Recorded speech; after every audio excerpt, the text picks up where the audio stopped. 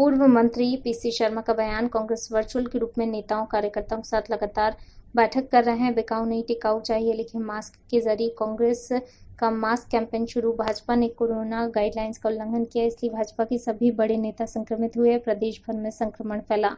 Bhopal master plan को रद्द करने पर कहा कि जनता की सलाह से एक्सपर्ट के द्वारा प्लान बनाया गया था। मास्टर प्लान बहुत अच्छा था। प्लान रद्द करने की जितनी निंदा की जाए कम है। भाजपा इतने सालों से मास्टर प्लान नहीं बना पाई।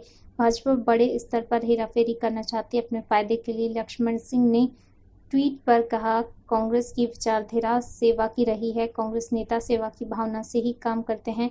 बिजली का बिल चुकाने के लिए लोगों को लोन लेना पड़ रहा है। पेट्रोल डीजल के दाम आसमान छू रहे हैं। देश भर में बेरोजगारी चरम पर है। कांग्रेस प्रदेश के कर्मचारियों के साथ है। उन्हें सभी टीए दिए जाएं। स्वास्थ्य विभाग को मिला कम बजट और रोजाना खर्च भी सबसे कम। किसी भी कीमत पर सितंबर में प्रदेश में हो उपचुनाव।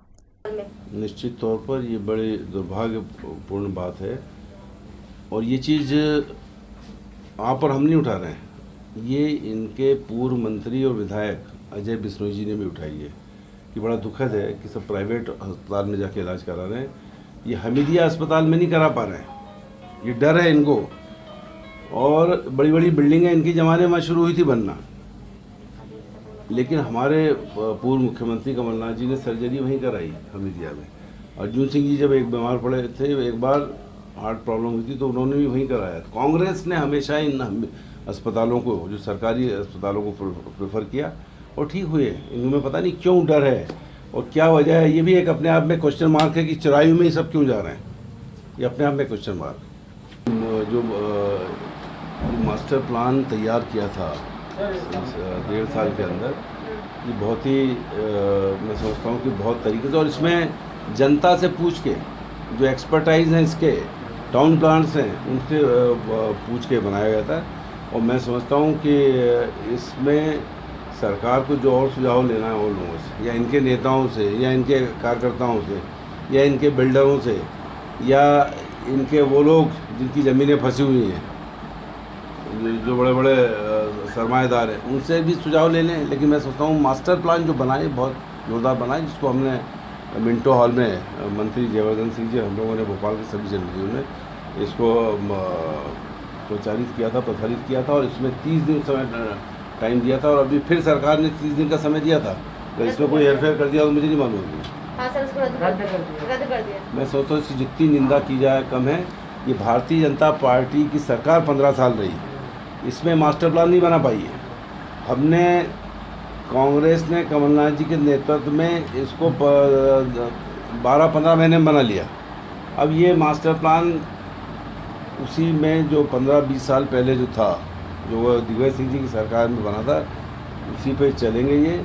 और ये मास्टर प्लान को कैंसिल करना मतलब लंबी हेराफेरी कर रहे हैं। लंबी हेराफेरी दिख रही है, इसलिए करना चाहते हैं क्योंकि मास्टर प्लान में ऐसा कुछ था नहीं। भाई आपको जो अमेंडमेंट करना है, जो सुझाव देना तो कर लें, लेकिन इसमें देरी भी होगी।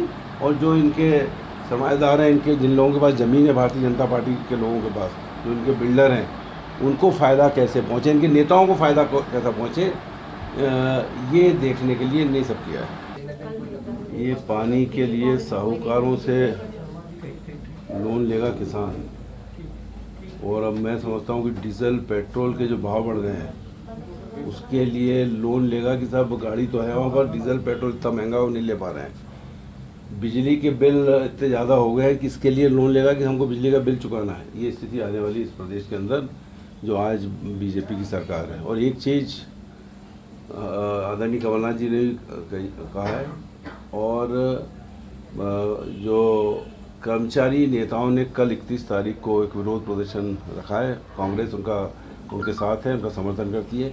5% डीए उनको देना चाहिए। महंगाई बढ़ती जा रही लगातार, महंगाई भत्ता दिया जाना चाहिए। उनको जो एरियर्स है वो दी जाना चाहिए। जो अनुकंपा नियुक्तियाँ हैं वो पूरी की जाना चाहिए। और बहुत से जो अतिथि शिक्षक और दूसरे जो शिक्षक, उनके मामले पेंडिंग है।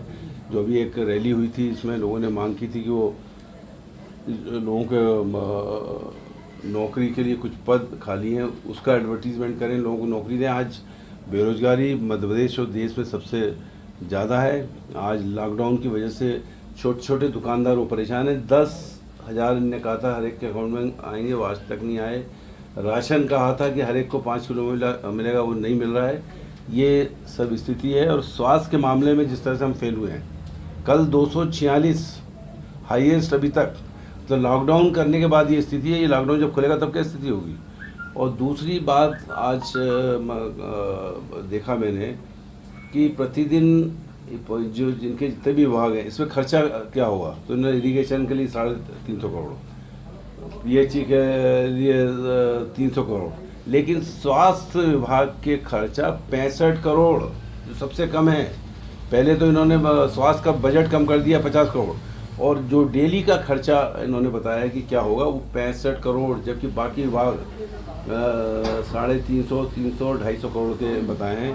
तो ये मैं समझता हूँ कि दुर्भाग्यपूर्ण है कि हम कोरोना से लड़ नहीं पा रहे हैं। इनकी पूरी पार्टी कोरोना में हो गई है।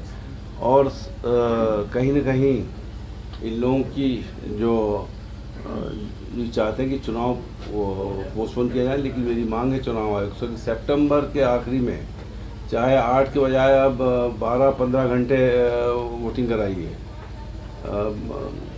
बैलेट पेपर से कराइए, लेकिन मार्च सितंबर में चुनाव कराए चुनाव आयोग। ये हमारी मांग है।